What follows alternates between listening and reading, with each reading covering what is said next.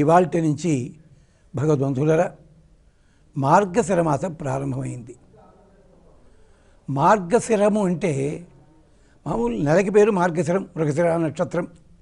కానీ వేదాంతపరంగా అన్ని మార్గములలోకి శ్రేష్టమైన మార్గము అంటే శరణాగతి. భగవంతుడా, నువ్వే దిక్కు, నువ్వు రక్షించుకోవాలి, నన్ను రక్షిస్తావో కష్టపెడతావో ఏం చేస్తావో నీకు వదిలిపెడుతున్నాను అన్న భావన శరణాగతి. ఈ శరణాగతి తత్వాన్ని మనకి చెప్పింది కృష్ణ పరమాత్మ. కృష్ణ పరమాత్మ స్వయంగా మాసానాం మార్గశీర్షోహం అని చెప్పుకున్నాడు. అంచేత ఆ కృష్ణస్వామికి సంబంధించిన మొత్తము చరిత్రని ఒక్కటే శ్లోకంలో మన పెద్దలు అందించారు. ఆ శ్లోకాన్ని శ్రద్ధగా మనం పారాయణ చేద్దాం. మన ఇంట్లో పిల్లలకి నేర్పుదాం. పిల్లలైతే 11 సార్లు, పెద్దవాళ్ళైతే 108 సార్లు కొన్నాళ్ల పాటు ఆరాధన చేసినట్టయితే కుటుంబ సౌఖ్యం కలుగుతుంది, వ్యవహారంలో దక్షత కలుగుతుంది, మనకి మన మాట చెల్లుబడి అవుతుంది.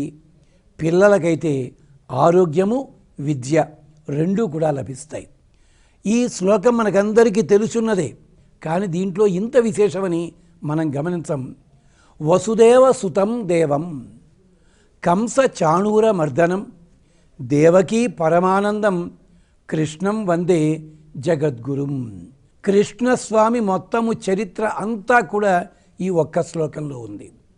వసుదేవ సుతం, వసుదేవునికి కుమారుడయ్యాడు. దేవం, తన లీలలు చూపించాడు.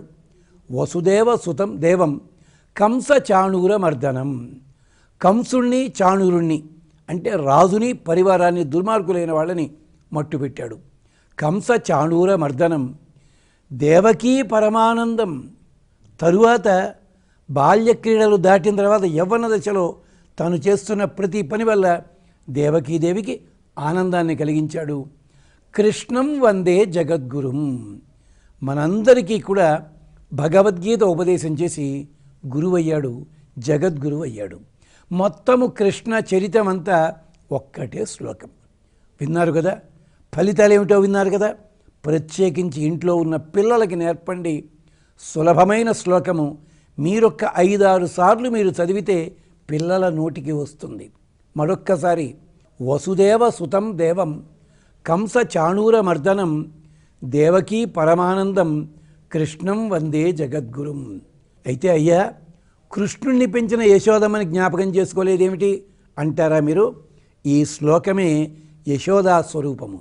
యశోద అంటే మంత్రము అని అర్థం. యశస్సుని ఇచ్చునది ఆవిడ మంత్రము. మంత్రరూపంగా యశోద ఉంది. దేవకి వసుదేవులు ఉన్నారు, కృష్ణ పరమాత్మ ఉన్నాడు. కృష్ణుడు ఉన్నాడంటే బలరాముడు పక్కనే ఉంటాడు.